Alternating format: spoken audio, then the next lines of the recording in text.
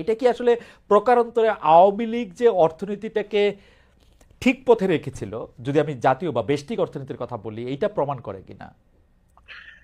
এইটার আমি বলি শুধু আওয়ামী লীগ এটা ধারাবাহিক রাখবে। আমি সবসময় বলছি 53 বছরে কিন্তু বাংলাদেশের অনেক চড়াই উতরাই পেরিয়ে কিন্তু মোটামুটি কিন্তু একটা সন্তোষজনক উন্নতি হয়েছে। এটা অস্বীকার করার উপায় নেই। এটা বলা হচ্ছে যে শেখ হাসিনা সরকারে, যখন শেখ হাসিনা ছিলেন প্রধানমন্ত্রী, তখন প্রতি মাসে 1.33 বিলিয়ন ডলার, অর্থাৎ বছরে 16 বিলিয়ন ডলার বিদেশে পাচার হয়েছে। প্রশ্ন হচ্ছে যে আপনারা 7 মাস ছিলেন, এই 7 মাসে তো আসলে এই ডলারটার পাচার হতে পারে নাই। সেই ডলারটা কি আসলে জমা হয়েছে?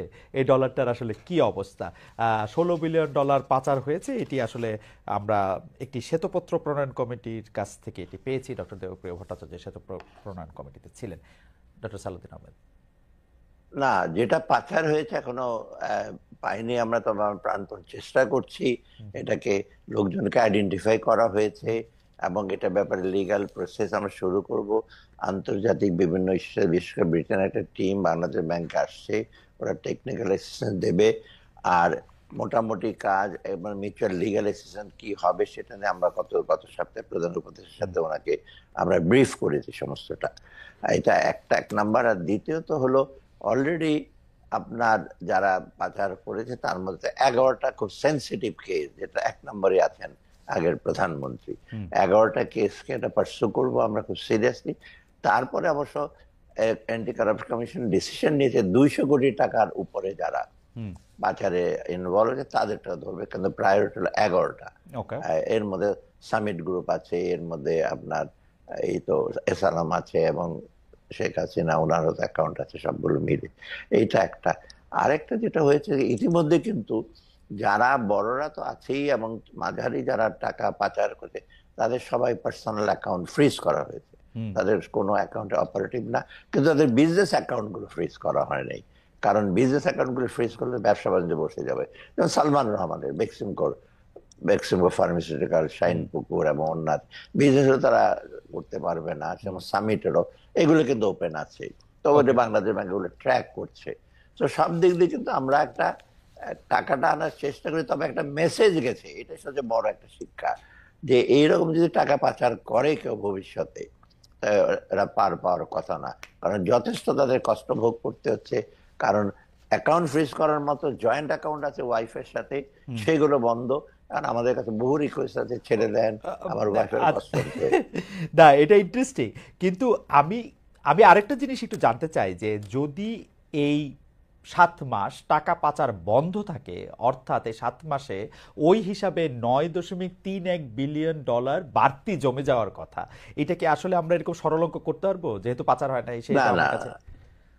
না, স্মরণ করে, কারণ এখন হয়েছে কি জানে, যেটা পাচার হয়ে গেছে সেটাতে কিন্তু চলে গেছে, এবং আপনি দেখবেন রিজার্ভ যায় 42 বিলিয়ন থেকে কত নেমে আসছে। কিছু বিক্রি করছে, তারপর এখন 20-এর মধ্যে আমরা কোন রকমে রাখছি।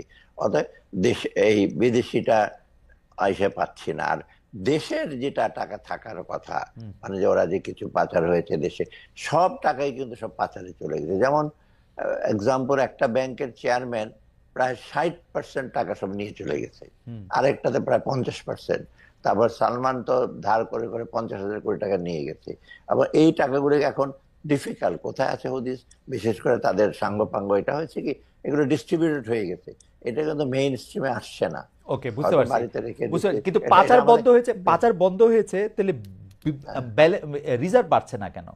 না, রিজার্ভ বাড়ছে না কারণ পাচার বন্ধ হয়েছে। এখন রিজার্ভ, আগে যেটা পাচার হতো, মানে যেটা এডিশনাল, সেই এডিশনাল টাকাটা আগে আলাদা এসে হতো। আগেও যে খুব বেশি যোগ হতো তা না। অতএব তখন থেকে কিন্তু রিজার্ভ আর বাড়েই নাই, রিজার্ভটা মেইনলি বেড়েছে আমাদের দেশে রেমিটেন্স আর এক্সপোর্ট, এই দুটো যেটা আমরা দেখি বিশেষ করে, যেটা কারেন্ট কারেন্ট অ্যাকাউন্ট ব্যালেন্স সেখানে বেড়েছে। আর ইনভেস্টমেন্ট যেটা balance of payment financial account, সেটা কিন্তু নেগেটিভ ছিল সব বেশিরভাগ। অতএব ইনভেস্টমেন্ট হয় নাই, এই টাকাটা যারা বাইরে অনেক, এবং এই টাকাটা তো ফাইন্যান্সিয়াল ইস্যুতে আসে না মেইন স্ট্রিমে।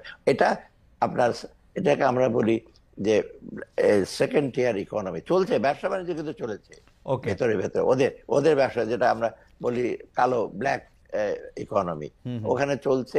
এখন এই টাকাটা তো ব্ল্যাক ইকোনমিটা বন্ধ হয়েছে, এবং সেই টাকাটা তো আমরা ট্রেস করা ডিফিকাল্ট হচ্ছে কোথায় চলে গেছে টাকাটা। এই জন্য আপনি দেখবেন ব্যবসা বাণিজ্যের কিন্তু মন্থর গতি আসছে। শুধু ব্যাংকের টাকা দিয়ে তো, ঋণ দিয়ে তো ওই ব্যবসা বাণিজ্য চলতো না, চলতো বেশিরভাগ ওদের ব্ল্যাক ইকোনমি, ওই টাকাটা দিয়ে অনেক ব্যবসা বাণিজ্য চলতো। ওকে, এটা কি আসলে প্রকারান্তরে আওয়ামী লীগ যে অর্থনীতিটাকে ঠিক পথে রেখেছিল, যদি আমি জাতীয় বা বেষ্টিক অর্থনীতির কথা বলি, এইটা প্রমাণ করে কিনা? এইটা আমি বলি শুধু আওয়ামী লীগ, এটা ধারাবাহিকভাবে আমি সবসময় বলছি 53 বছরে কিন্তু বাংলাদেশের অনেক চড়াই উতরাই পেরিয়ে কিন্তু মোটামুটি কিন্তু একটা সন্তোষজনক উন্নতি হয়েছে, এটা অস্বীকার করার উপায় নেই। কিন্তু একটা পার্টিকুলার সরকারের জন্য না, এটা ধারাবাহিকভাবে, এবং দোষটা অনেক সময় আসছে 15 বছরের জন্য। আমরা কিন্তু আরো যেটা আমরা বলি কাউন্টার ফ্যাকচুয়াল আর্গুমেন্ট, যে ওরা যদি 15 বছরে যদি একটু বেটার আরো পারফর্ম করতো, করাপশন না হতো, স্বজনপ্রীতি না হতো, বাংলাদেশে এতদিনে কিন্তু মিডল ইনকাম গিয়ে এবং বরং আপার মিডল ইনকামের দিকে যেতে পারতো, সেটা হয় নাই। অতএব আমরা দেখেছি যে মাইক্রো ইস্যুতে, যেটা আপনি যেমন 3টা ইন্ডিকেটর, পার ক্যাপিটাল ইনকাম বেড়েছে, অফকোর্স ইকোনমিক সাইজ বেড়েছে, ব্যবসা বাণিজ্য বেড়েছে, এক্সপোর্ট বেড়েছে, এসএমই খাতে বেড়েছে, তাই না? আর কৃষি তো আমাদের মোটামুটি ধারাবাহিক ভাবে ভালো করছে, শুধু বন্যা মানে এসে ছাড়া। আর আপনার যেটা হিউম্যান রিসোর্সটা একটু আমাদের গ্যাপ আছে, একটু ভালনারেবিলিটিটাও কিছুটা আছে। অতএব তিনটা যদি আপনি কম্পেয়ার করেন, যারা সেটা এটা ইউএনডিপি যেটা, ওরা দেখে যে বাংলাদেশ অন্য দেশের তুলনায় ধারাবাহিক রূপে কিন্তু যাচ্ছে। মাঝে মাঝে ইনফ্লেশন বাড়ছে, এখন এইবার যেমন ইনফ্লেশন বাড়ছে, কিন্তু পার্কে ক্যাপিটা কমে বা জিডিপি কমে যাচ্ছে বা ব্যবসা বাণিজ্যের পরিধি কমে যাচ্ছে, সেটা না, স্লোথ হচ্ছে। অতএব সেই দিকে বলবো ডেফিনেটলি আমাদের ম্যাক্রো ইকোনমিক যেটাই সেটা আছে, সেটা মোটামুটি সে পর্যায়ে চলছে। কিন্তু আর্থিক দিকে টাকা পয়সা চুরি গিয়ে, এটা আমি যেটা সবসময় খাদের কিনারে চলে আসছিলাম, যা আমরা ওটাকে স্টপ করেছি। অর্থাৎ এই দিক দিয়ে আপনি বলতে পারেন ইনডিরেক্টলি ওভার দ্য ইয়ার যেগুলো করেছে সেগুলো মোটামুটি কিন্তু আমাদেরকে একেবারে ধ্বংসের পথে নিয়ে যায়নি, কিন্তু আমাদেরকে অনেক ডিফিকাল্ট সিচুয়েশন নিয়েছে, যেটা আমাদের বাংলাদেশ কিন্তু আরো বিশেষ করে ম্যাক্রো ইকোনমিক সেক্টরে বা ওভারঅল এর সাথে মোটা দাগে ডেভেলপমেন্ট হয়েছে। ডেভেলপমেন্ট ফলটা কিন্তু, ফ্রুটসটা কিন্তু সাধারণ মানুষ পায়নি। এটাই সবচেয়ে বড়।